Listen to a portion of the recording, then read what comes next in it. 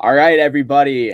It is Dom and it is Drew, and we are back to recap Survivor LU Season 2, Episode 10 and 11. We were a little bit behind with the viewing and everything. We still are. We still are. The finale aired on Saturday, so we're doing our due diligence to make sure that we're watching these as thoroughly as possible to make sure that we're discussing it as thoroughly as possible. Tonight, Absolutely. we are going to be joined by episode 10's Boot.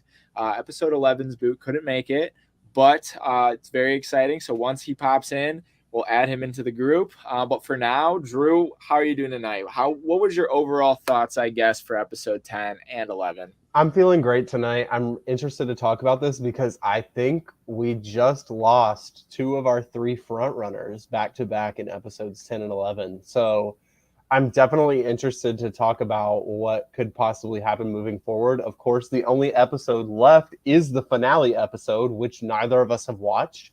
So we do not know placements first through sixth place, but in seventh and eighth place, they sniped out two of the front runners. In spoiler alert, Jay High and Adris, and Jay High will be joining us whenever he pops in. What were your thoughts, Dom? The question, I think episode 10 was a little bit stronger than episode I agree. 11. Episode 10, we saw a little bit more gameplay. We saw how advantages kind of came into play and everything. And then episode 11, we saw some lines maybe get drawn through that challenge of touchy subjects. But overall, I feel like we're not getting a lot of strategy. So let's hope that our guest, Jay High, is able to shine some light on that. So we will bring him in right now. Oh, yay. Jay High. Hi, how's it going? Hello, how's it going? We're so excited to have you here. So excited to talk with you about everything that happened in your time in the game. Like we mentioned a moment ago, we have not yet seen the finale, so no spoilers post final 7 tribal council. But we are definitely excited to talk about you and your dramatic exit. Your exit was very... I support it. It's very reminiscent of how I play. I always go out with a bang. So I'm definitely interested to talk about your fake legacy advantage and all that was entailed in that. But to start, Jay High, how are you feeling about the season as a whole? I feel good. I think, can you hear me? Yeah, absolutely. Good. Okay, great.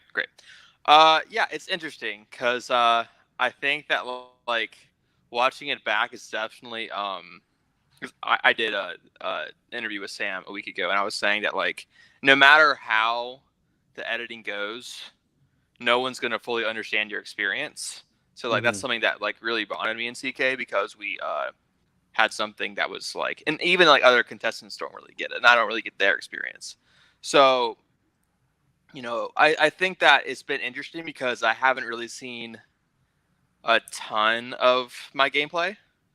And I mean, like if it included like, a lot of my gameplay, then the episodes would be twice as long. So I think that sometimes it's for the best, but it has been interesting because it's like, okay, I know what happened to me. I have to wonder what everyone else is perceiving it as. And it's been fun. Like I've laughed a lot. I was like, "Oh, this is interesting." Like, it's been really funny to see it play back. And a lot of times I really enjoy watching it. Other times I'm like, man, I wish that like I could, like pause the episode and like, hey guys, here's what I'm thinking. Because but I mean, I'm sure if when one person is speaking, 17 others want to speak. So it's like, I can't fault the decision making too much. I might have, a bone to pick here and there, but for the most part, it's like, whatever. But it's been fun watching it. I've really enjoyed it. So I do agree. I think not to jump too far ahead. I do think that, in my opinion, you are one of the more under-edited players on the season from what I'm hearing from other players. You had, I think, more of an impact, maybe especially in the pre-merge than we saw. But let's kind of go back, and then we'll move through your game and get to your boot episode and then the episode after your boot.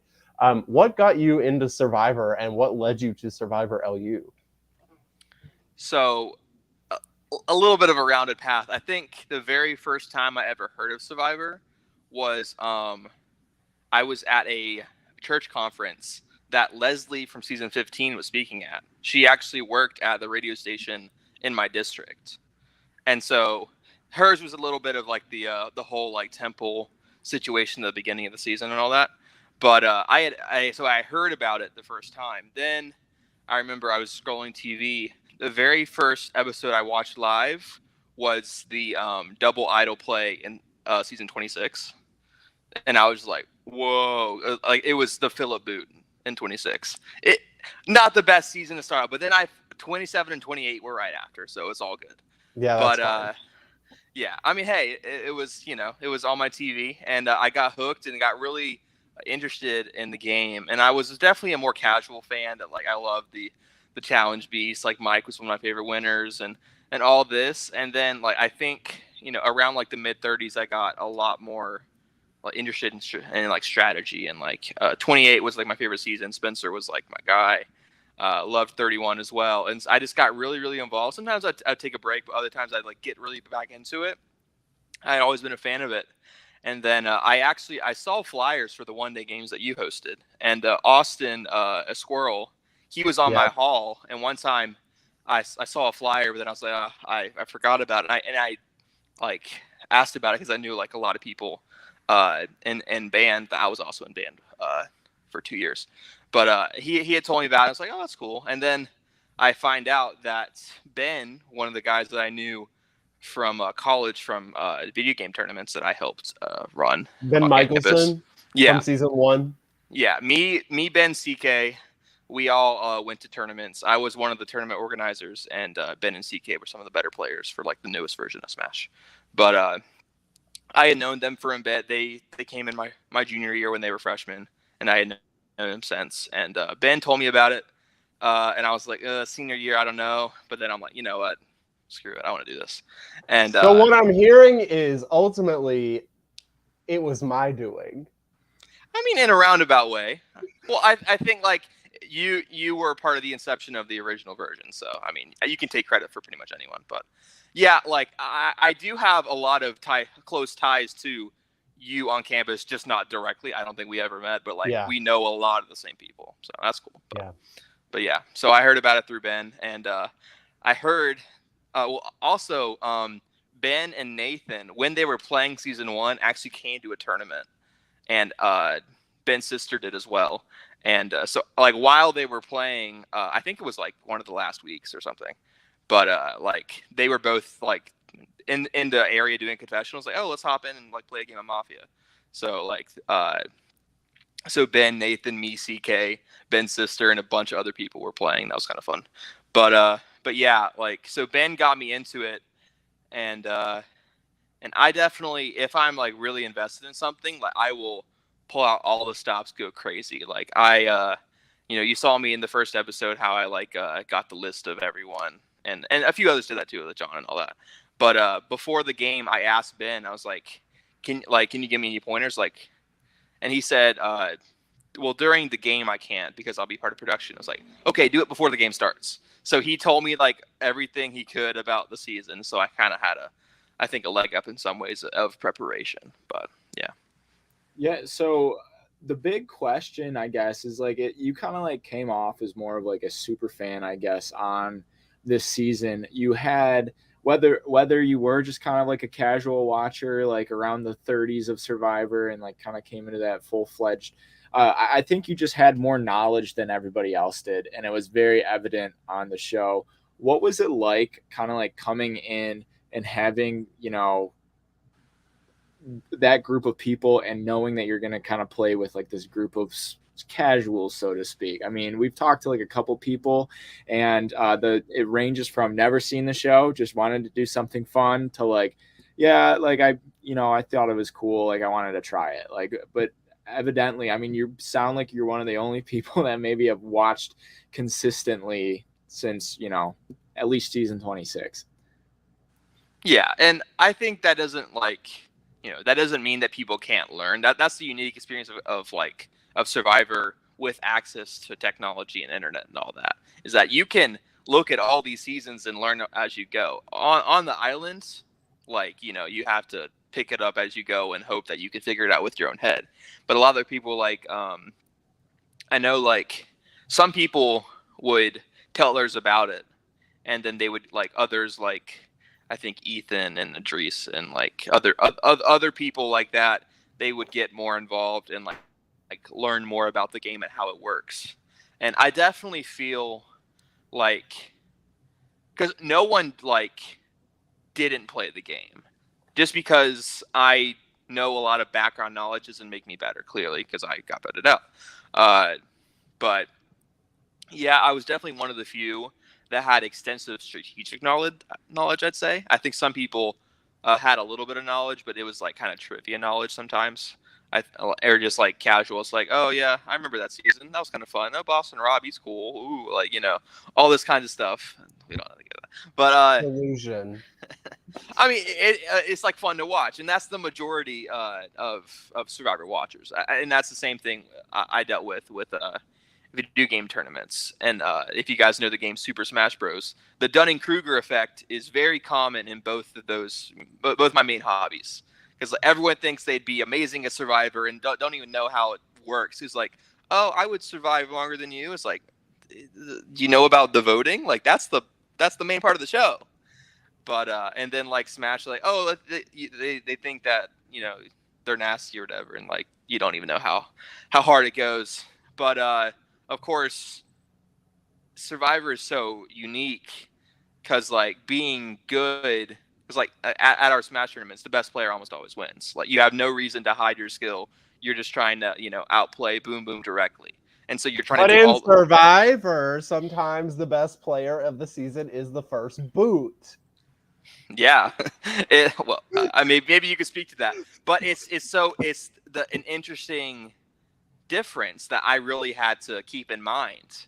Because, like, it was so hard. It's like, okay, when I put my all into something, I want it to be shown. But at the beginning, at least, I really had to limit how much I was involved in things. And thankfully, I think the initial social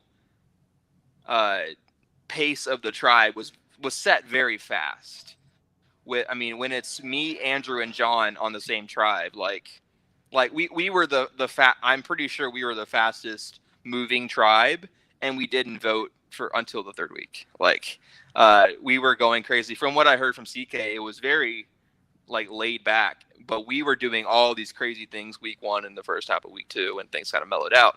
But it was just interesting how a few players can set the pace and everyone else kind of like, oh, this is what we're doing. Okay.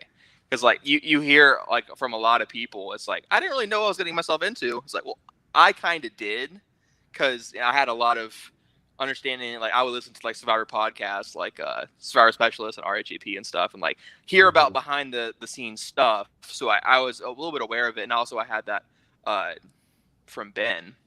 But also some things, I didn't just have a pregame connection with CK. That was definitely the biggest, but there were other things. Like, I knew vaguely about Andrew from marching bands.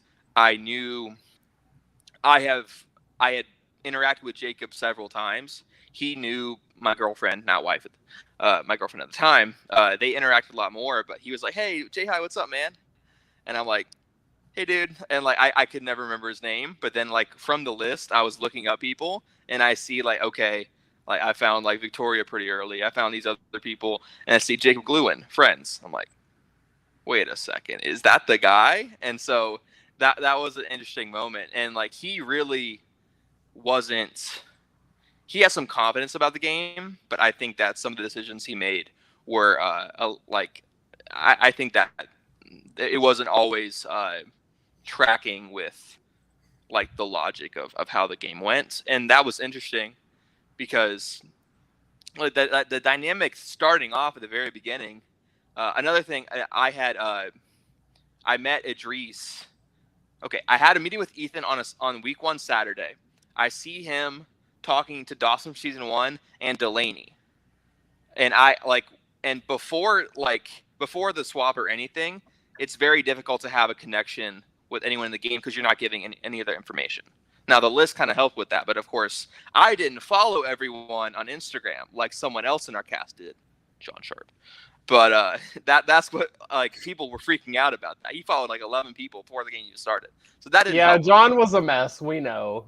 Yeah, and not to say that I wasn't a mess at times, but I think that definitely made people really, really worried because he just like, okay, follow. I'm like, does he have all these like? I was worried there's a secret web of craziness, and there wasn't entirely, but anyway, so I knew that Ethan and Delaney were a connection, and then I went to a basketball game and I see this guy that's doing an eating challenge during halftime, like eating a bunch of wings. That person is Idris. Guess who wins the eating challenge in our season? That does not shock me at all that Idris would do something like that. And so, and I didn't even intend, because like I was with my girlfriend at the time, and she's already getting overwhelmed with me playing this game and telling her everything that's happening. And like her and a friend had already gotten a seat at a point in the stands, and then I hear this girl is like, "Let's go," and I hear this like the name that starts with an I. I was like, okay, I don't really remember the pronunciation of all his names, but I look the guy from the list, and it's like Idris, and I see he's in a picture with that girl. I was like, that's literally him, and I did not seek him out. Like, this game will not leave me alone. So then, like, after he came back from the eating challenge that he did pretty well at, I was like, hey, are you from Survivor? And he's like, yeah, what's up, man? And I was like, hey, we should like meet up.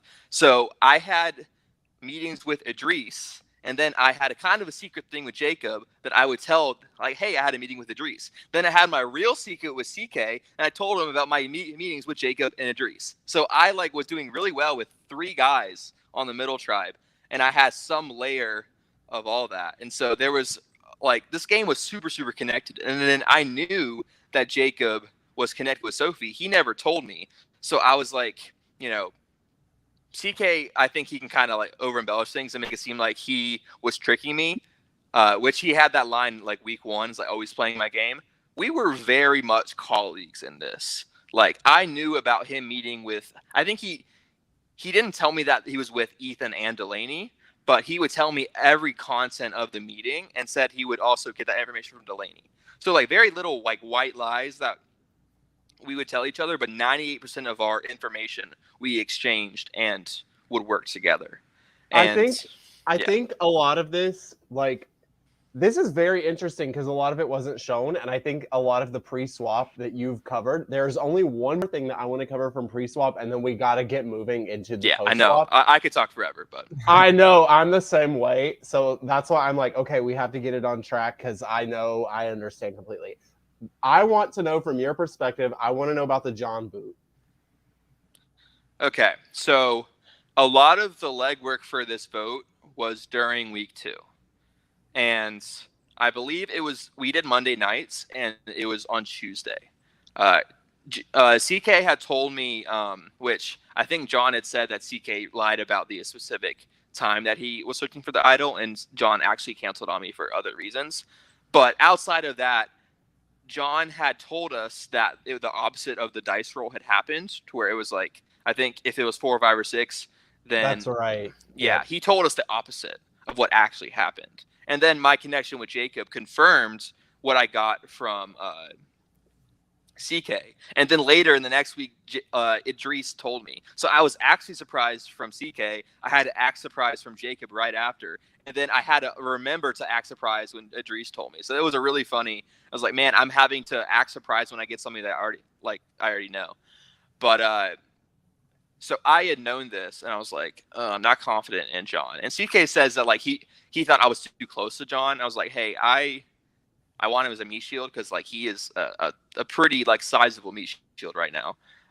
But unfortunately, it seemed like he was just like, we worked so closely, and like we were lying to Andrew a lot and doing all these things, and like we had kind of put bugs in people's ear, like Austin and Andrew. Me and John had kind of turned them against each other, and it's like, yeah, I heard that he's going for you. And then, oh yeah, I heard that he's going for you. And that like really helped get them to focus on each other, and me and John were fine. But then things got kind of weird that I heard from John is keeping stuff from me. And then I go to Ethan because me and CK are talking. We're planning, like we met an hour almost every day. Like Oh my early in the game, we God. met a ton. When yeah, we had like seriously long meetings all the time, and Oh, not well, much of it was shown. speaking A of lot of the things, wait, real quick, Jay High, I've heard a rumor about you that you would submit confessionals that were like an hour and a half long. yeah, they had to change Jay the High, that's limit. crazy. Yeah, I mean, I was just talking about the game and all this speculation. And I wish the producers had told me and I could have brought it back. I was like, hey, I'm just trying to give content for the show. I think, like, Nate Todd, How did he you was like, upload that? oh my gosh.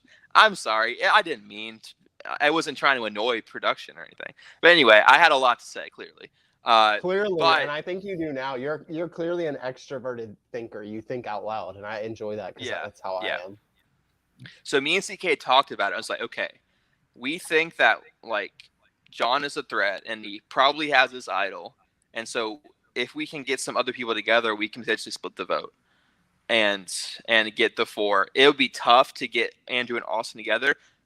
As a last resort, maybe we can get them to vote for these certain people without telling them, but let's just see how it goes. So I'm meeting with Ethan on the second week, the second day. So, like, we aren't able to go to tribal for 13 days, even if Right. we lose the next one. Because, normal Survivor's like 3 days or 2 days. This was 7 days. So it's a long, drawn-out game. But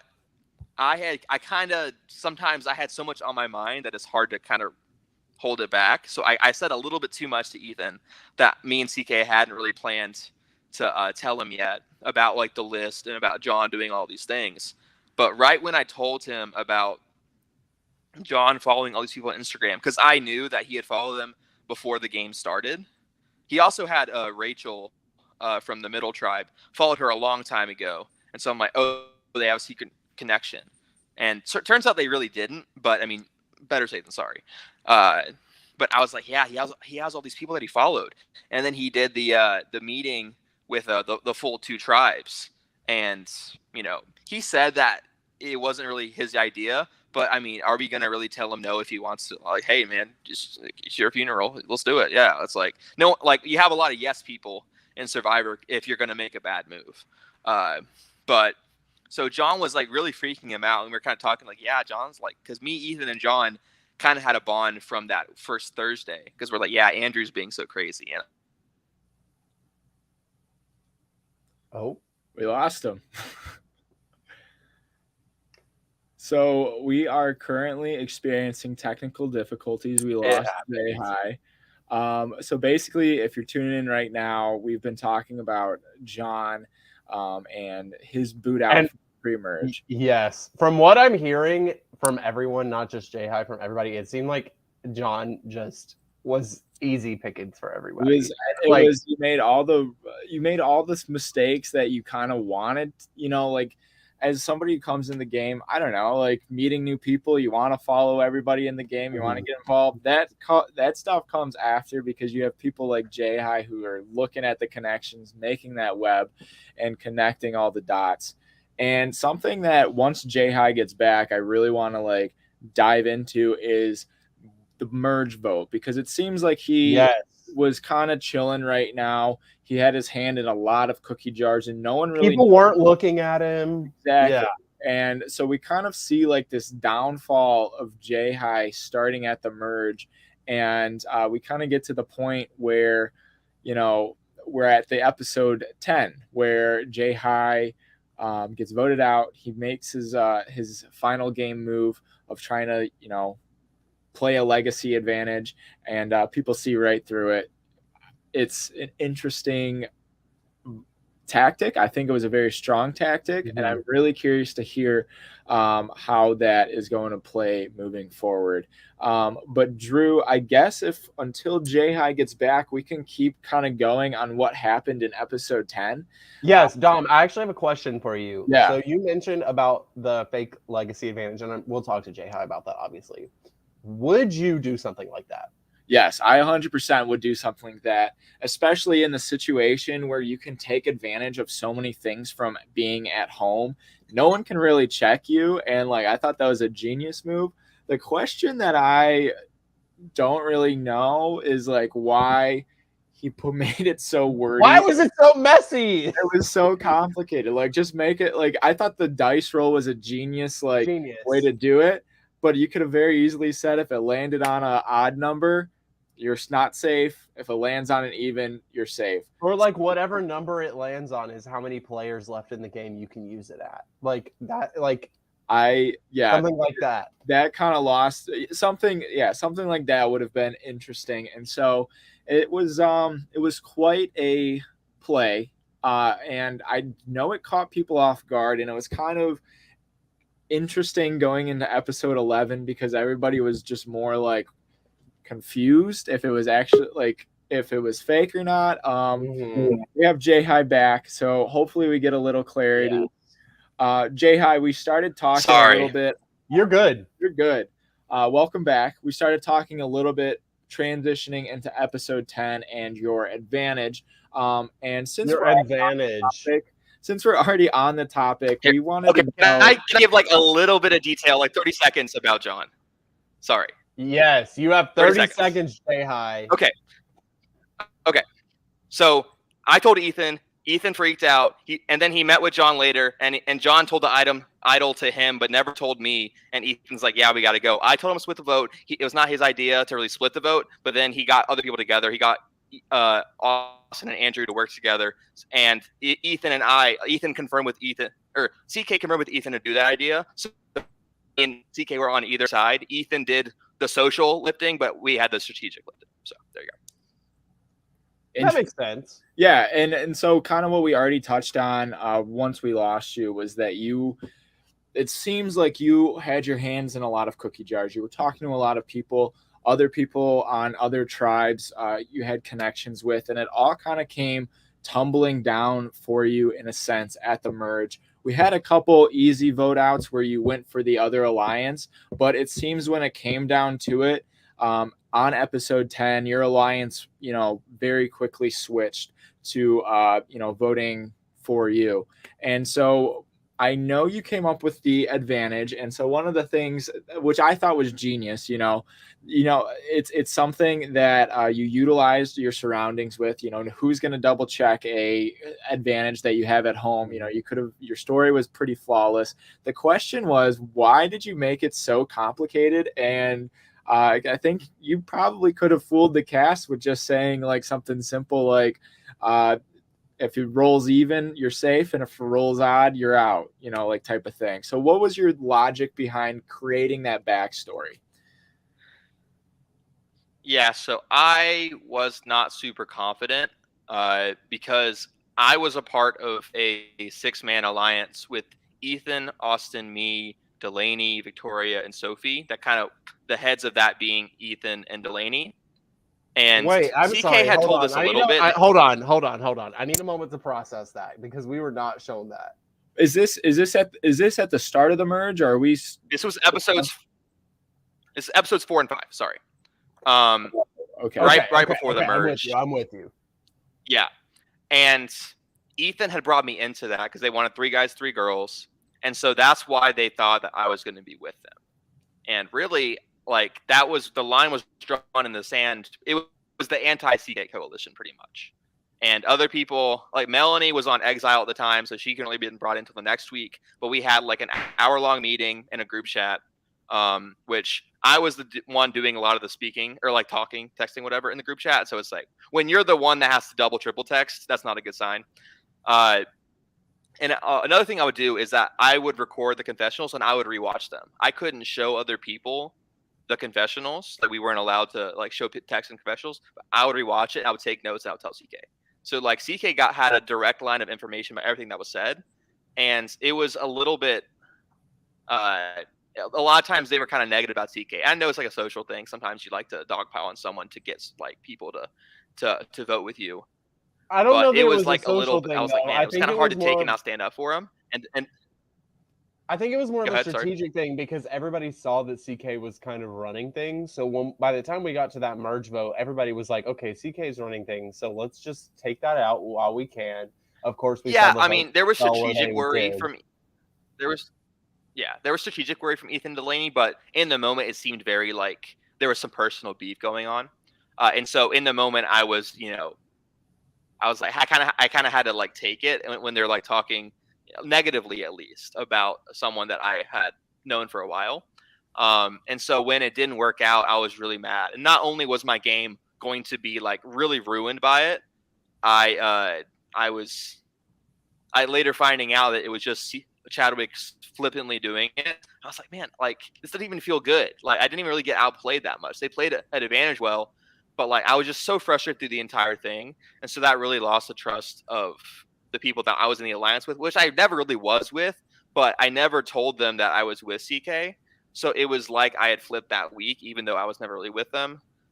And I don't think I did a good job of building socially with my new alliance. I was very much perceived as like a wild card. I would try and like lead a lot of strategic conversation because that's naturally how I am. But they didn't really like Idris. Like he had some stuff occasionally, but like again, he was the least connected of those three guys on the middle tribe for me. We really didn't exchange that much later into the game. It was like a week 1, week 2 thing. Hallie and Lily, I had never met up with, because I had so many meetings throughout the week, and I already got confirmation about their thoughts from Idris and CK. So I never really reached out to them. But right when Melanie came back from exile, I really, really pushed for her. Same with CK. Like we really got her to trust us. And then one thing that I think, I had there was a lot of emotions after CK's vote out. I don't think it was just me. I think it was a two-way street. But I think I swallowed my pride and tried to get Chadwick back. So that ended up working. Which worked. He's the only one that didn't vote for me. So it worked, well in that regard. But for whatever reason, I think it was just because we had a month break. I don't know how much that was shown. We have to move forward, Jai. We have to move forward to your boot episode because we have to cover this episode and the episode after your boot. Yeah. So let's talk about your boot episode specifically. Okay. As we mentioned, you create the fake legacy advantage because you start to catch on to people are seeing you maybe as a front runner. What led you to creating this legacy advantage? Did you think it would work? Tell us. So we had the 3 votes that ended up being Austin, Delaney, and Lily on Tuesday. They said on Friday that they would release an advantage. I thought it was going to be some kind of like, okay, type as soon as you can back. Because I played a 1, and he thought that's what it was. But it ended up being a running challenge, which I wasn't very good at. And so I didn't have the idol, and I was worried that someone else on their side had an idol. And Sophie had just won immunity. By the way, the reason why I didn't split the vote was because when I was safe, and I was like, I don't want to get more pressure on me or like more attention to me, which in retrospect, maybe I should have, but because 5-3 is kind of a weird spot. Like you're in the lead, but things can change. Like there's gonna be slip ups. So there's only 2 targets for them of Ethan and Victoria because Sophie has immunity. And I'm like, I still don't really know who has it. I tried to figure. I was idle paranoid the entire game. The last thing I want is to get idled out. And when I just saw Lily get idled out right in front of me, I was so worried about it. So I drove home from Virginia to North Carolina, and I was listening to some podcasts, and I heard about from 39 the whole like mall fake advantage thing, and I had also paid a lot of attention to Ghost Island. So I was thinking like, okay, if people are scared, even if an idol doesn't even really look that convincing, they don't want to take a chance. And with Dominic, he had a lot of like presentation with his like the first idol of 2 that he played because he bluffed the first one. And he had a lot of confidence. I was like, okay, if I get this all out there and I don't give them any questions, this is how it works, then maybe that'll keep me safe. Or at the very least, I was more worried about getting idled out than I was about my alliance turning on me. So that is something that I think I could have been a little bit more worried of. I was a little worried, but I felt kind of comfortable with my alliance. So I was like, okay, I just want them to not play an idol and hope that they freak out and turn on each other, because there was a votes on a few different people. They're like, hey, if we throw a vote, maybe one of them will vote for someone else, and we can get like a tie going if someone kind of. Because I was trying to tell stuff to Idris or whatever, like, hey, could you whisper this? And he did. He kind of just like, yeah, sure, man, okay, and like, because he didn't really care. By that time, he was kind of annoyed with how strategic I was being. But yeah, like I thought that it's like, okay, either I get them to not vote for me, or because I had already said that, hey, I'm gonna blow it up a little bit, and or I just get myself to look foolish, and so they think that I was tricked, and they don't play their idol, which did happen, but didn't matter. So, unfortunately, like, I think, unfortunately, by that point, everybody realized that you were one of the people running things, and it didn't matter if you had something or not. They were going to put their votes on you and deal with the whatever happened. Yeah, that's what it seemed like. And am I correct? I'm correct in saying Chadwick was the only person who voted with you on that vote, correct? Yeah. Okay. Correct. And so I don't think I was this huge. I think I was more socially like talking about strategy all the time. And I had never had like a genuine like moment with people because I was hiding so much about my personal life because I didn't want the connection to CK to be exposed. So I never said anything about like my video game stuff and whatever. I just I was just game. So I think it was more so like I don't want to play with this guy anymore. Like that was the main reason. Because I think that like it was I think it's fine to vote me out, but the timing of it I disagreed with. I think I should have gone when we had a bigger numbers advantage. I think if we were up 5-2, that's my wife in the background. But if we were up 5-2, then that's a perfectly fine time to go for me. But if we're up 5-3 and they have an idol, and then you vote up someone on our side, then it's 4-3. They have an idol. If they want to play it, they tie it up 3-3. Numbers, sorry. They tie it up 3-3. Unfortunately, you do go out at 8. And your advantage does not work, but it did make an entertaining episode. So that is worth it to me because I'm all about the entertainment value. So not to shut you out, J-High, but we do have to cover a bit of episode 11. There's not as much to cover in episode 11. So let's move into episode 11 a little bit. Dom, thoughts on episode 11? Episode 11 was interesting. I mean, I felt like it drew lines a little bit. But we did not get to see any kind of strategy go into this. I think episodes 10 and 11 were on the same day, so they only got like 45 minutes to an hour between the J-High vote and the Idris vote to talk to each other. So the confessionals and conversations that we saw happening were either from previous or post vote. It was a little surprising to kind of see the outcome of that. I mean, especially on the oust of J-High on episode 10, mostly because Ethan kind of like, it seems like Ethan was working with Idris, and it seems like that switched it up real quickly. I guess I do have a question for J-High. Did you kind of notice like a shift once you went on to virtual of like people not really playing? Like, did they take it a little less serious, or is it kind of like, you know, everything is happening just behind the scenes? Like, do we not have content because there's no content to show, or because everybody was too busy like texting or too busy like on their FaceTime to like do it? I don't think it was a lack of gameplay. I think like a lot of us got really fired up, especially the CK tribal, because that was like, I mean, that was one of the craziest things I've ever seen. Well, like when you like switched on to online, because I know the gameplay for the first half of the game was pretty intense, and it just it's interesting because we don't get to see a lot of people's perspectives other than like the generic like, oh, this was a fun challenge, I like to do this challenge, I have immunity. And then we don't really get to see, oh, I'm working with this person.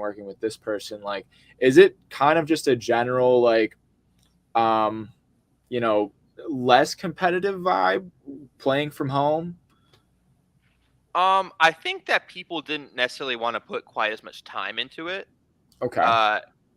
But they still cared a lot about it. Yeah. And that was a little bit similar to beforehand, because I was always wanting to do stuff and people were like, okay, let's hold it back a little bit.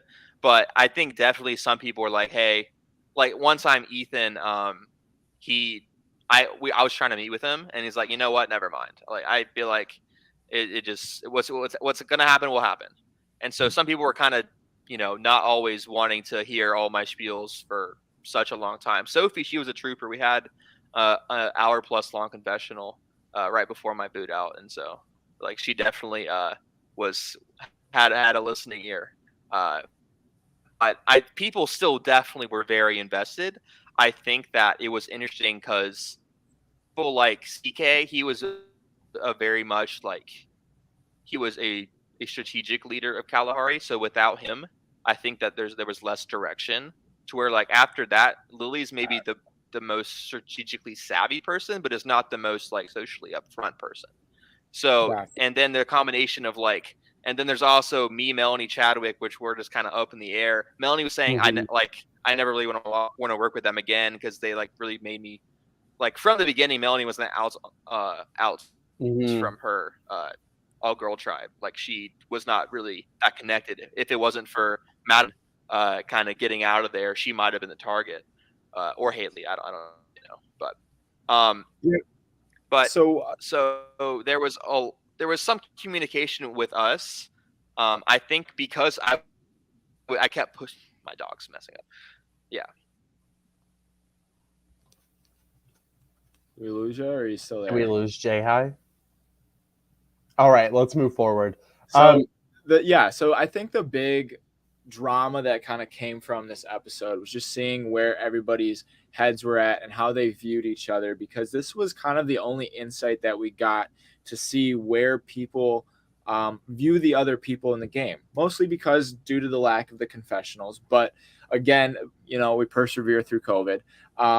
But yeah, so it seems like Idris got a handful of relatively good ones. You had some spicy ones mixed in. But Dom, which superlative do you think you would have been best qualified for? Me? Yeah.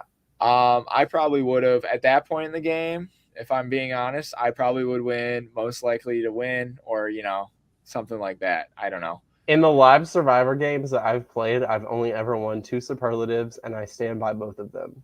Which were? One of them is biggest threat, and the other one was biggest flirt, and I stand by both of them. Nice. And will not be conceding to anybody else for either of those titles. Well, it seems like, didn't Ethan win it this time? Ethan won biggest flirt. Hallie won Dark Horse, which is hilarious because she didn't know what it meant. And I also agree that Hallie probably should have won that one. She also does give Horse Girl vibes, which is hilarious. Yeah. I don't know.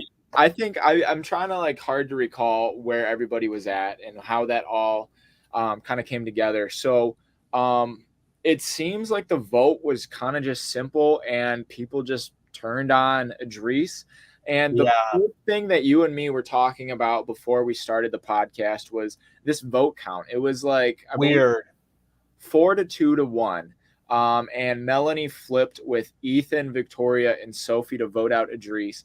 Idris, I think, threw a vote on. Idris threw a vote on Sophie. On Sophie, and how dare he? First of all, Hallie threw 2 votes on Victoria.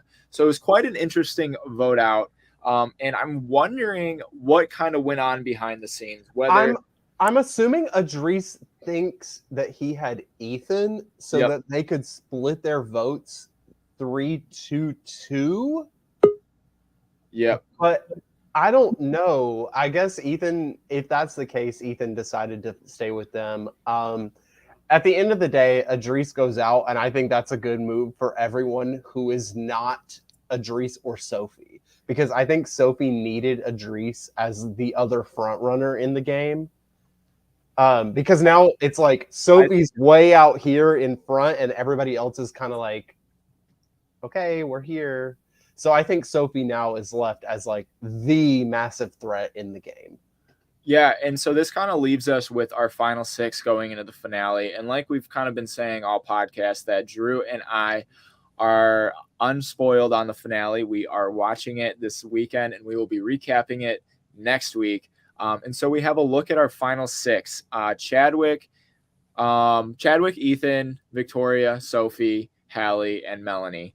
Drew, what are you? What's your hot takes going into finale weekend? I guess. I don't think Sophie can win anymore, and it breaks my heart because I think she's way too obvious of a target. Unless she wins like 3 or 4 immunities in a row, I don't think she can win anymore. Melanie, I think, is playing a surprisingly good end game. Very quiet, so I don't know if she'll get the respect from the jury, maybe. I think we have 3 front runners. Ethan. I have to go in on Ethan. I would say Ethan. If Ethan was able to kind of come back from that CK vote and come all the way to the point where, his name's not even on the block anymore. He was kind of the other option, it seemed like, between him and Delaney, and people just kind of forgot about him moving forward. And I think our last guest that we had gave us some insight that he was doing a lot of behind the scenes talking. Can you attest to that, Jay High? What's that? Can you attest that Ethan's kind of playing like a more, I don't know, was he more active in the chats and stuff than it seems to appear like on screen? Because right now it just looks like he's skating by. But from what I'm seeing, Ethan's one of the more connected people. Yes. So I do think that he's doing more than we're seeing. Yes. I think he has a lot of social strength. Like, he just had a lot of natural charisma, but not like in a threatening way. And in some ways, it's kind of like a goofball energy. But that doesn't mean that he is always like doing things poorly. I think that we, may have seen like, okay, like especially after Delaney was gone, we was like, okay, this guy's not playing anymore. Like he's done. And I was still a little worried, but like he was not on the main radar. I think that if I can go back, maybe we target him more early, because I think that like he actually was like had a lot of ability, and for whatever reason, it's like you see other players just like for some reason they just want to work with them. Either it's fun or it's like, okay, maybe I can use them as a meat shield later. But like once someone was labeled a threat, they did not stay in the game for very long.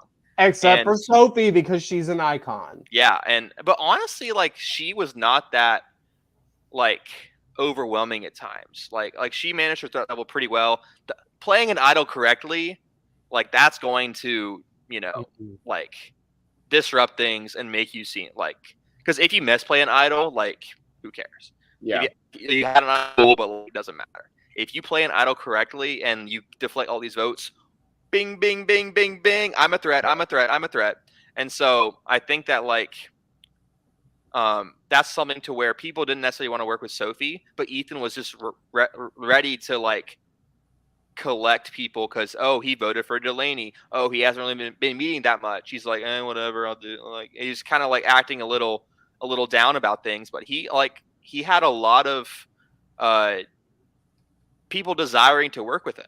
And I think that's something that like I think a lot of people were kind of throwing in some ways, because I think that the timing of getting me was out clearly because Idris went out right after. That's kind of like a War Dog Kelly Wentworth thing in 38, because like you take out your ally and then you lose numbers, so then people turn on you right after.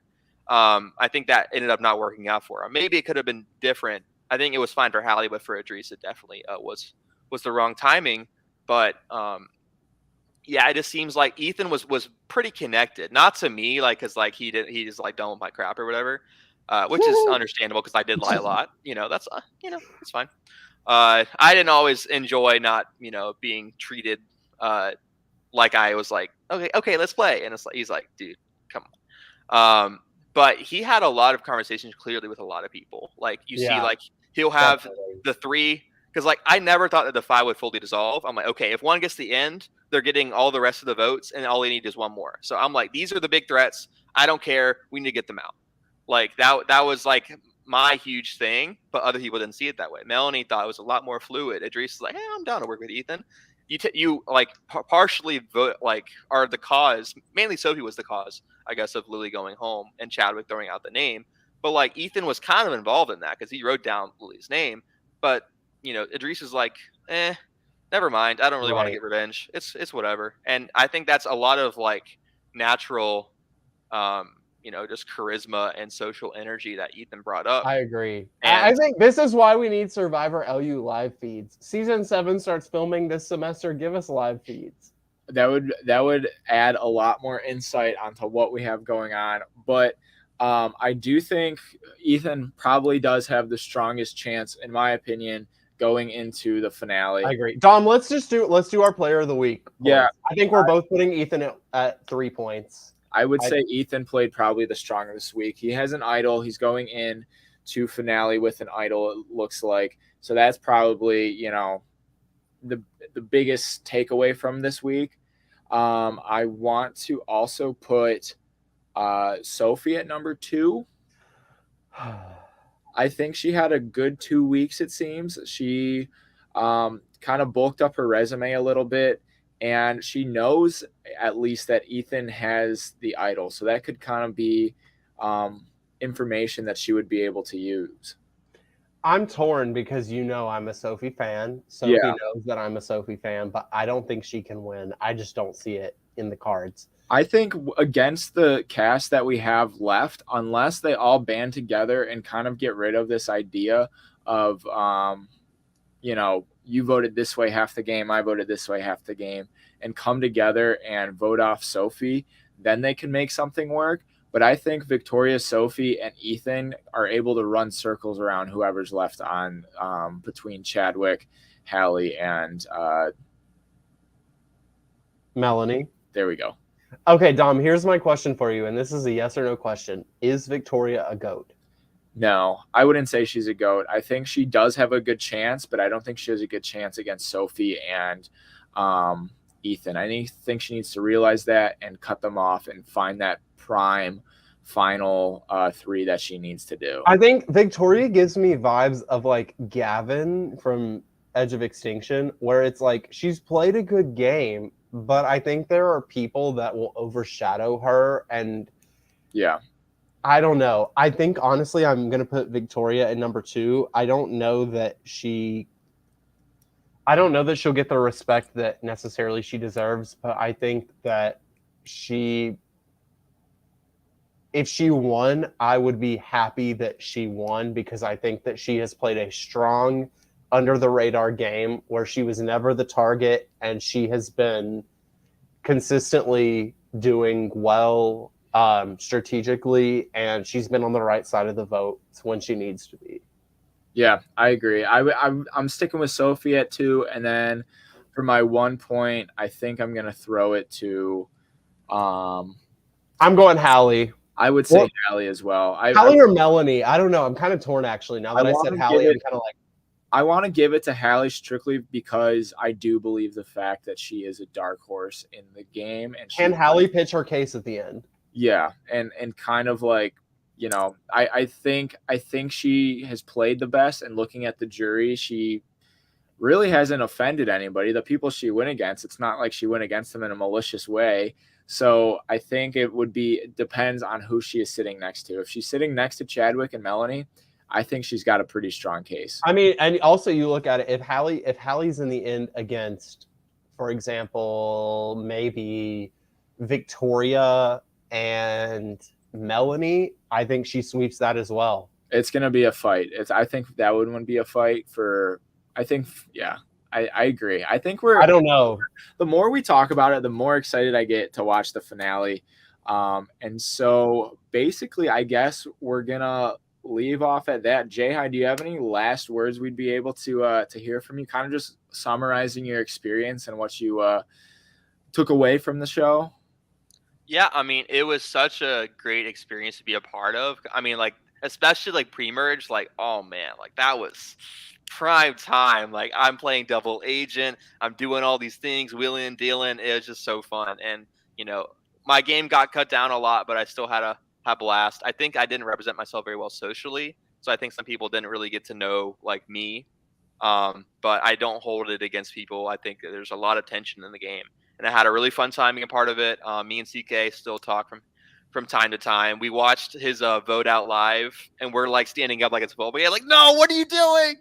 And like, it was just so fun to play with him. So hard and all that. And I had a fun time, and I've been a part of the film crew for some seasons afterwards, and it's just been cool to be a part of it. While I'm not super close with a ton of people, I think it's fun to have some other people that enjoy the same weird hobby that you have, and yeah, I think it's going to be fun to see future seasons, and yeah, it's been fun. Sweet. Well, thank you for joining us today. Yeah, absolutely. Recapping episode 10 and episode 11. Drew, it's been a long season. We are finally at the finale for you and me to watch. Everybody else is probably all cut up. Everybody knows the winner, but this is our... Everybody knows Sophie wins unanimously. So to speak. Yeah, hopefully. Fingers crossed. I mean, we have a big winner that represents the season that has kind of come to fruition. We've had an epic season. So a lot of, trials and tribulations, things that happen for production, moving through that. And so I just want to give a shout out to the LU production crew for everything that they've done so far. And yeah, I'm ready to watch season 2 LU finale. Drew, any last words before we sign out today? Honestly, just like thinking through this season and hearing Jai-Hi's experience, I think this season has such a strong cast. I mean, even the final 6 moving forward, this season has such a strong cast. Knowing many of you, I know that so many of you are great players. I'm interested to see which of you will play again, because as we know, there is a returning season that has been filmed. I'm interested to see who plays again. I'd love to see many of you play again, and I can't wait to see how the finale turns out. Same. I couldn't have said it better myself. So if you are tuning in right now and you are also behind like Drew and I, check out the finale of Survivor LU Season 2 on YouTube. It should be their newest video right now. I'm sure they're going to be posting content just like we will be recapping what they have and what they have done so far throughout the season. So yeah, be sure to follow their social media as well. They just dropped some new information. They got a new crew. New crew.